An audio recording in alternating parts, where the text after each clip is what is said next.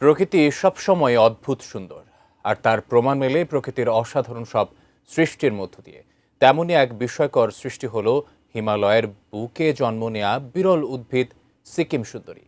প্রায় ৩০ বছর পর পর জেগে ওঠে এ অদ্ভুত উদ্ভিদটি, যে সম্প্রতি আবারও জেগে উঠেছে হিমালয়। অনন্য প্রাকৃতিক বিস্ময় নিয়ে বিস্তারিত শিহাব ইসলামের ডেস্ক রিপোর্টে। হিমালয়ের দুর্গম তুষার শৃঙ্গের কোলে আবারও জেগে উঠেছে এক বিস্ময়কর প্রকৃতির সৃষ্টি সিকিম সুন্দরী। প্রায় ৩ দশক পরপর ফোটা এই বিরল উদ্ভিদ প্রকৃতি প্রেমী ও বিজ্ঞানীদের মধ্যে নতুন করে কৌতূহল সৃষ্টি করেছে।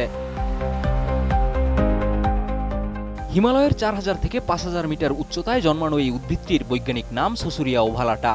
শঙ্কু আকৃতির এই ফুলটি একটি স্বচ্ছ আবরণের মধ্যে ঢাকা থাকে, যা দেখতে অনেকটা কাচের টাওয়ার বা প্যাগোডার মতো।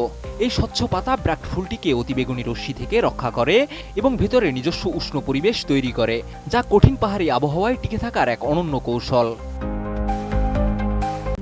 RICL TMX, যুগের পর যুগ স্থাপনা থাকে মজবুত। স্থানীয়ভাবে চুকা নামে পরিচিত এই উদ্ভিদটি প্রায় ৩০ বছর ধরে নীরবে শক্তি সঞ্চয় করার পর নির্দিষ্ট সময়ে ফুল ফোটায়, আর ফুল ফোটার কয়েক মাসের মধ্যেই এর জীবনচক্র শেষ হয়ে যায়। উজ্জ্বল হলুদ কাণ্ড ও শিকড় তিব্বতী ঐতিহ্যবাহী ওষুধ তৈরিতেও ব্যবহৃত হয়।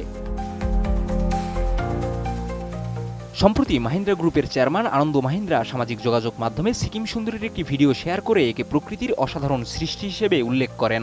তিনি বলেন, এই উদ্ভিদ জীবনের ধৈর্য ও অপেক্ষার এক অনন্য প্রতীক, যা ৭ থেকে ৩০ বছর নীরবে শক্তি জমিয়ে রেখে একবারই মাথা তুলে ফুল ফোটায়।